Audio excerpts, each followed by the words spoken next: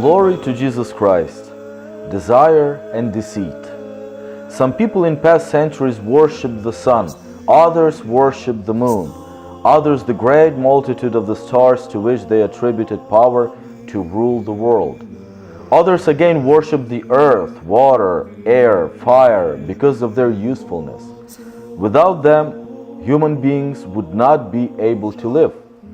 Others again worship visible objects, beautiful ones in particular, considering them to be gods.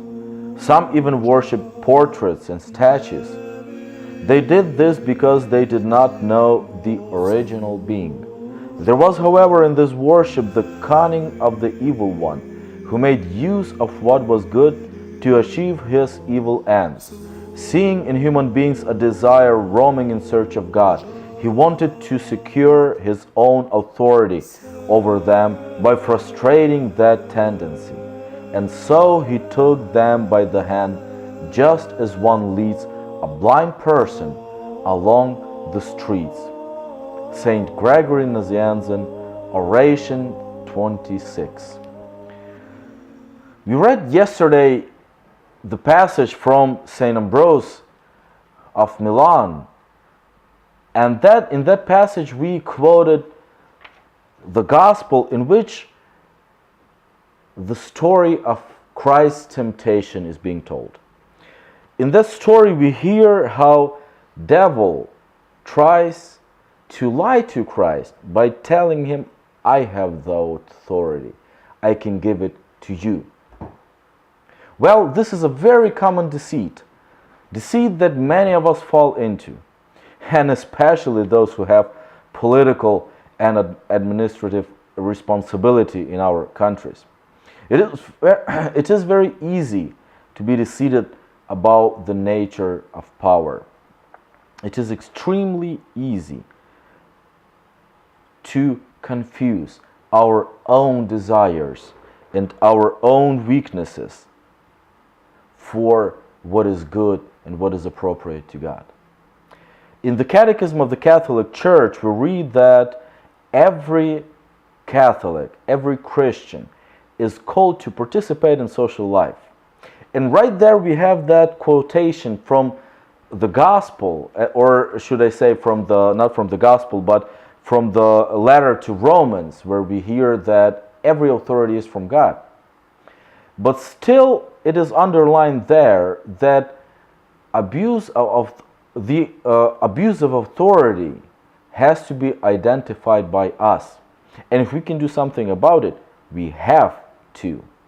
We have to understand whether the person who holds the authority has the moral qualities. Because yes, every authority comes from God, but every authority has to be used to serve God and to serve the purposes that God intends. Now we read today from Saint Gregory, from one of the greatest theologians of the first centuries, about the people who worshipped the wrong things. And we hear about, he names things that throughout the centuries people worship: earth, water, air, fire, visible objects, beautiful ones in particular, many other things. Well, the same thing is today as well. The reason for misplacement of the object of worship, St. Gregory tells us that too. He says exactly, they did this and we still do this because we do not know the original being, the only being from which everything came, the one who created everything, the one who gave everything its purpose, the one who governs everything, the one who gave rule for everything. That original being is God Himself. And that original being gives authority. And He is the only one worthy of worship. Well, what does it have to do with the authority, and especially with the elections that are coming up all over the world? It has to do a lot. Because if the person that we choose misplaces that authority, if he or she admires, gives worship to the wrong thing, we, through him or her, give worship because we subject the entire country to that wrong thing.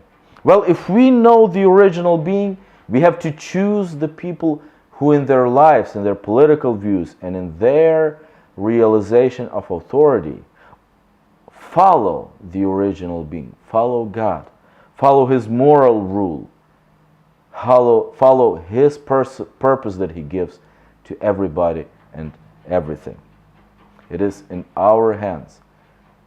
But this is not all I wanted to say today.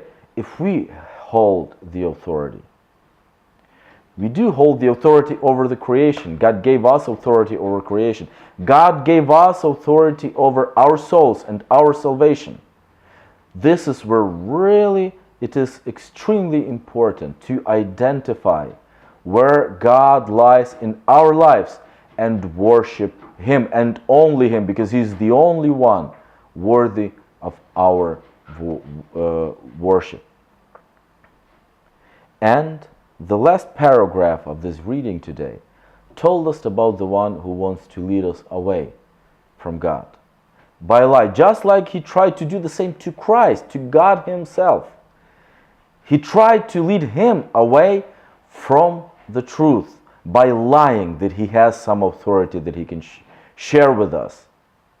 Well, don't believe in that. The only one who has any authority is God Almighty. The only one who can give us authority is God Almighty, is Jesus Christ, is church through which he shares that authority and he points us towards the proper use of authority.